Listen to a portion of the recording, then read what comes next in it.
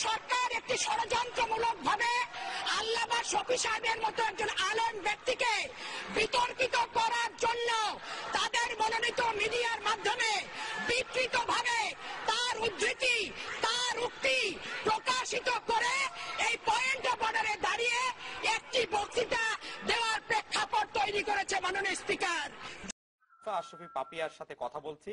সৈয়দা আশিফা পাপিয়া, আপনি বলেছেন যে শফি সাহেবের নামে যে কথাগুলি আসছে সেগুলি মিডিয়া কুর মাধ্যমে ষড়যন্ত্রমূলক ভাবে একজন আলেম ব্যক্তিকে বিতর্কিত করার চেষ্টা হিসাবে সেই কথাগুলি আসছে।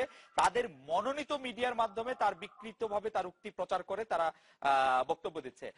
পাপিয়া আপা, আমার 2-3টা প্রশ্ন। 1 নম্বর প্রশ্ন হচ্ছে মনোনীত মিডিয়া বলতে আপনি কি বুঝাতে চাচ্ছেন? 2 নম্বর প্রশ্ন হচ্ছে যে আপনি কি আপনার কাছে কি প্রমাণ আছে যে শফি সাহেব এই কথাগুলি বলেন নাই? পাপিয়া আপা। তার আগে আমি একটু কথা বলে নিয়েছি। আপনি যে বক্তব্যটি বলেছেন এটার পূর্বে আমি একটা কথা বলেছি। সেটা আমি বলেছি যে শফি সাহেব, আল্লামা শফি সাহেব এই বক্তব্যটি দিয়েছেন কি দেননি, যেটার আলোকে আজকে পয়েন্ট অফ অর্ডারে 5 জন নারী নেত্রী বক্তব্য রেখেছেন এবং গতকালকে বিআরটিসির বাস উদ্বোধনকালে প্রধানমন্ত্রী বক্তব্য দিয়েছেন। কিন্তু আজকে রোববার মানবজমিনে আমি পড়েছি যে হেফাজত ইসলাম বিবৃতি দিয়েছে যে ভিডিও চিত্র আধুনিক প্রযুক্তির কারসাজি। তো যার বরাদ দিয়ে এত কিছু পয়েন্ট অফ অর্ডার এবং প্রধানমন্ত্রী আলোচনার সূত্রপাত করেছেন, উনি যদি বলেন যে এটি ভিডিও চিত্র আধুনিক প্রযুক্তির কারসাজি, তাহলে এই বিষয় নিয়ে পয়েন্ট অফ অর্ডারে আপনাকে জানাতে চাই যে হেফাজত ইসলামীর একজন নেতৃস্থানীয় ব্যক্তি বলেছেন যে এরকম কথা মাওলানা আল্লামা আহমেদ শফি সাহেব বলেছেন। আপনি তো হেফাজত ইসলামের একজন কর্মীর কথা বললেন। আমি আজকে পার্লামেন্টে দাঁড়িয়ে যে কথাটি বলেছি আমি সেইটা বিবৃতিটা বর্ণনাটা আপনাকে হুবহু বলছি।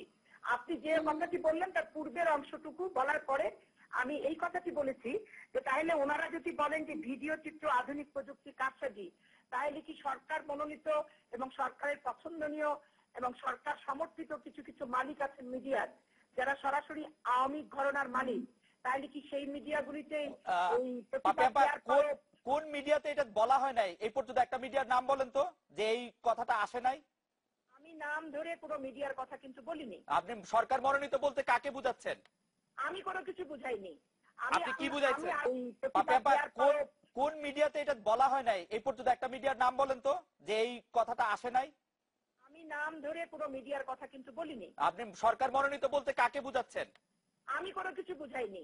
আপনি কি বুঝাইছেন? আমার শফি সাহেবের পক্ষ থেকে হেফাজতের যে বিবৃতি যে ভিডিও চিত্র আধুনিক প্রযুক্তির কারসাজি, আজকে মানবজমিনের হেফাজতে